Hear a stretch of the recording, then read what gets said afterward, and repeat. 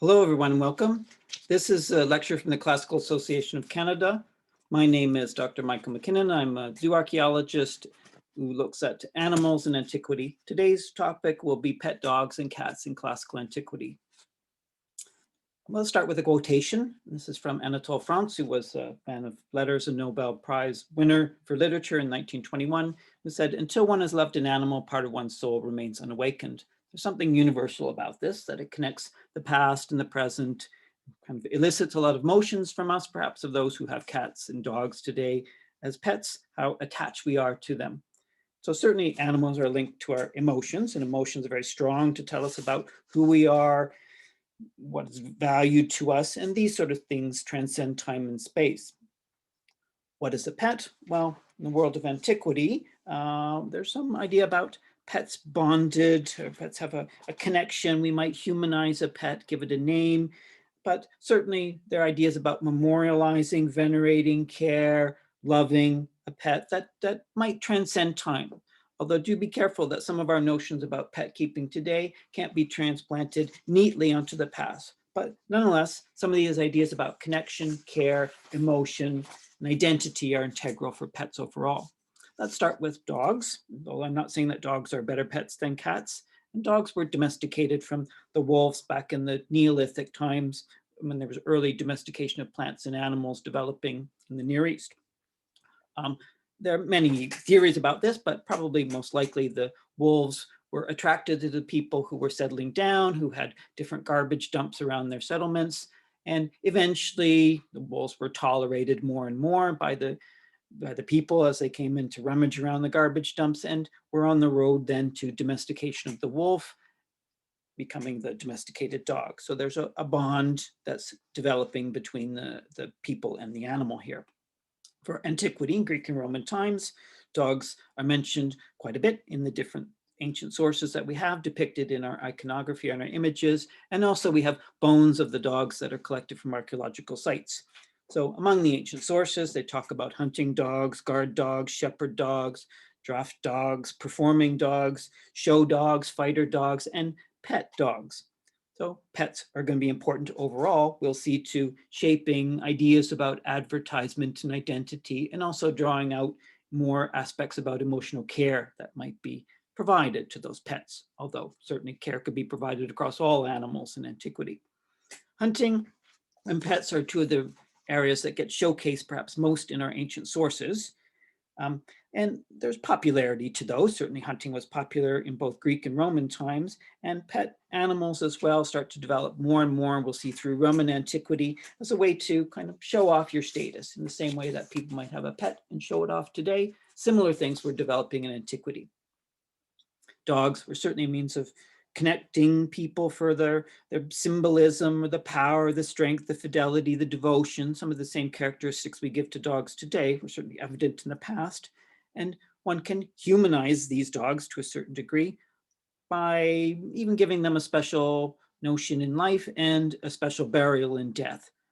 So dogs, as the most devout, true companions in this aspect, get lots of attention, and we see archaeological attention to them in breeding them in different ways, but also attention put into dogs as a companion into the afterlife as well. So burials of dogs start to show up more often in different cases, and some of these burials are even quite special by being a burial that has something that maybe even humans don't have. So a dog that becomes humanized to the utmost degree. More attention with them as a potential social marker, identity marker, or an advertisement becomes important through Roman antiquity in particular. So we see them manipulating dogs to get them tougher, stronger, taller, fatter, cuter, fluffier. So ways to show off an identity in the dog itself that can advertise to some degree the uniqueness and the identity of the individuals too.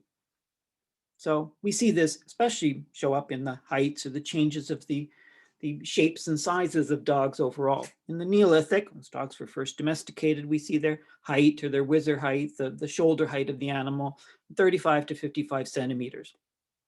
In the Iron Age, through to Greek antiquity, we see them breeding bigger dogs on the one end. Certainly that's important for getting stronger breeds for hunting. So there's a tension on the hunting aspect. And in the Roman world, we see them breeding both bigger ones and smaller ones. So small toy breeds are going to become important because those don't serve another purpose other than being a pet animal, really.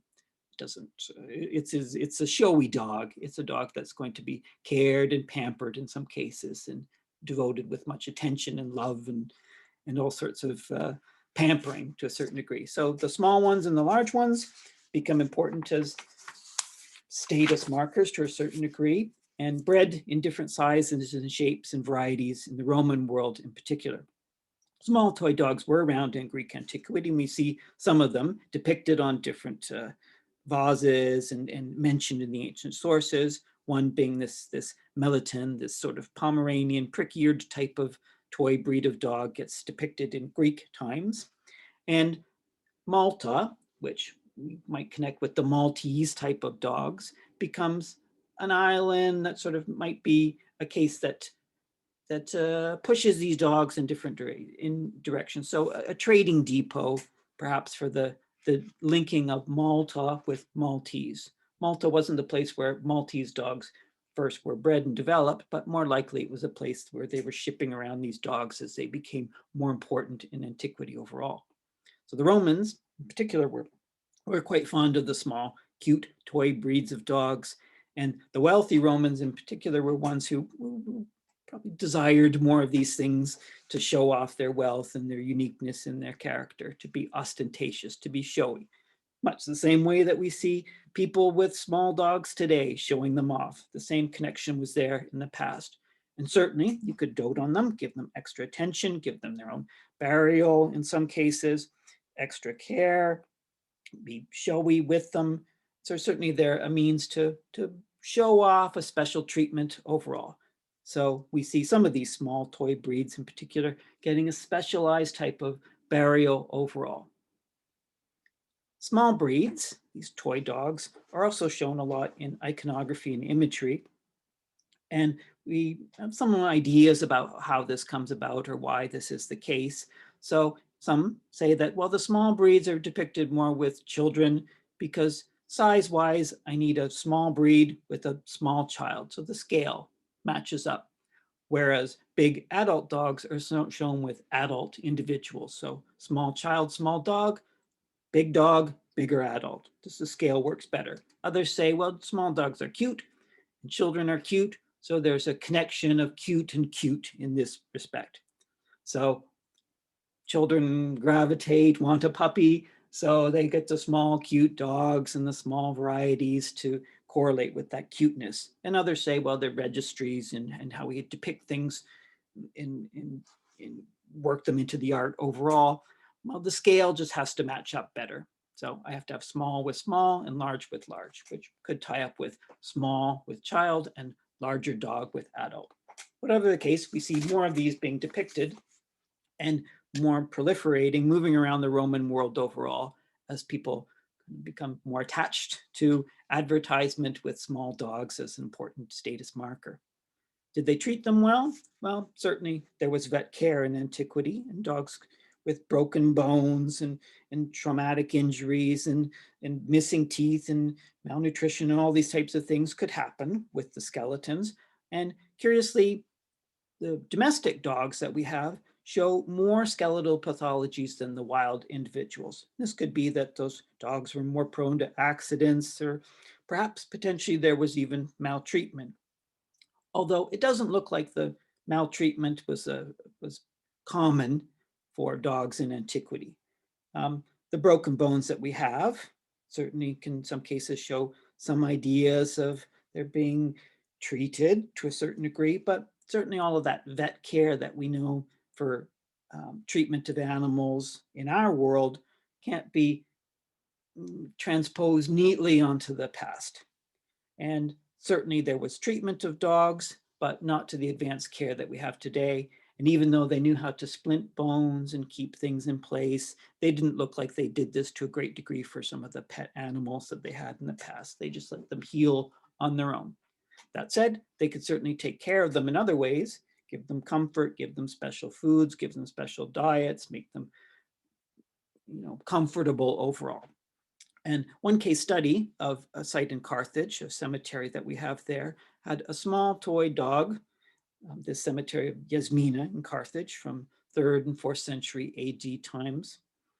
This dog was very special because it's a special dog that was put in its own grave in a human cemetery. As you can see from the list here, it had lots of things that went wrong with it: dental loss, abscess, calculus, arthritis, osteoporosis. So basically anything and everything that can go wrong with your skeleton, this dog had it and needed special human care, ultimately to keep it alive to an old age, to which it lived to 10, 11, 12 years old, at the elderly age for a dog overall. And since it had only a few teeth, it had no teeth in its upper jaw, it would need its food ground up and prepared specially for it. So it got a lot of attention, it got care, it was well treated, it was pampered. So some of those ideas about people pampering their dogs today can be shown in antiquity as well. How about cats? Well, cats were domesticated in the Near East as well, around 7,500 years ago, or 7,500 BC, excuse me.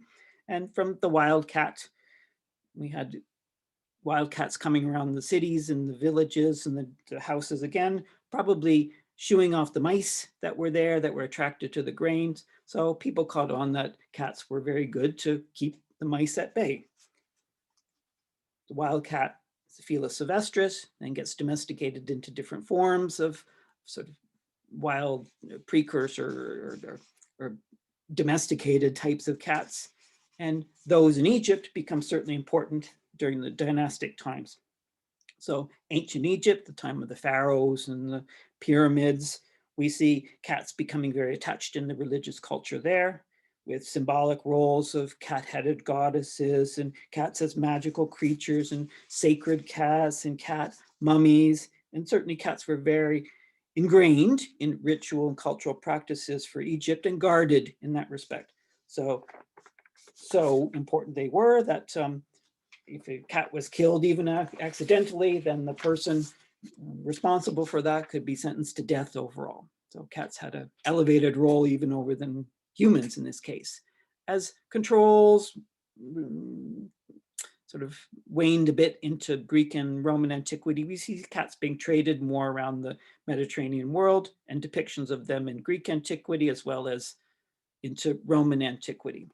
In the 2nd century AD, we see more depictions of cats, mention of them being playful and curious, but their principal role was still as a mouser. These weren't cats that were kept as pets and cared for and sit on your lap and petted. These were just working cats that were kept around people's premises. Cat bones don't show up a lot in the archaeological record, probably because A, cats weren't as dominant as dogs overall and didn't get that specialized burial treatment in most cases that dogs did.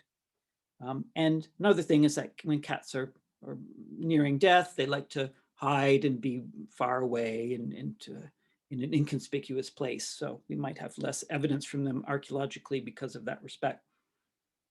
And one cat cemetery, though, a special case, is at the site of Berenike, which is in the Red Sea area. This is a Romanized important port area on the Red Sea coast. And this particular cemetery had hundreds of different dogs and cats being very important in it overall.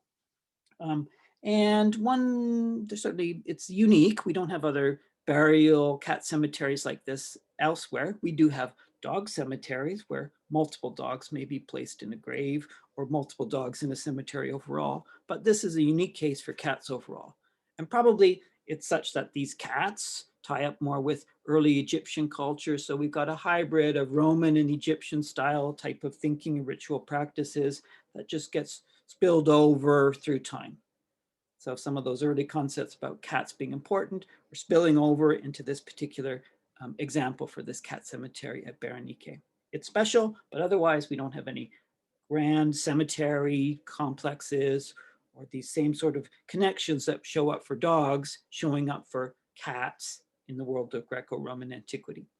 So overall, I think the point I want to make is that there are, when we dig deeper into our archaeological and our textual and iconographic basis for antiquity, stories, takeaway messages that there's an emotional connection that can exist between animals and humans, both today, that existed in the world of the Greeks and the Romans as well. So the past is key to the present, all the more reason that studying classics is important to understanding our lives today and our lives of the past, and becomes kind of a deeper way to enrich our understanding of the worlds of the Greeks and Romans in antiquity, to understand better the world of us today.